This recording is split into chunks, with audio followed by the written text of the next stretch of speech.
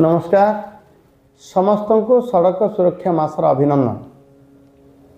गत वर्ष 5739 लोकंकर सड़क दुर्घटना जो प्राण जीवा एवं गत 10 वर्ष मध्य 47,000 लोकंकर प्राण जीवा परिप्रेक्षी उद्वेग प्रकाश करछंती माननीय मुख्यमंत्री मोहन चरण माझी एवं डाकरा देइछंती कम होम सेफ डाकरार कार्यकारिता पाई 1 तारिख ठू 31 पर्यंत मासव्यापी सड़क सुरक्षा मास पालन करा जीवो एवं अमानिया बेपरुआ गाड़ी चालक मानकु एनफोर्समेंट करा जीवो तार व्यवस्था एवं समस्त को आहत मानकु चिकित्सा पाई इमरजेंसी केयर व्यवस्था एवं एजुकेशन छात्र धरिकी बुद्धिजीवी पर्यंत ग्रामांचल सहर पर्यंत एवं कार्यालय विद्यालय पर्यंत सबु जगह सचेतनतार आवश्यक अच्छी।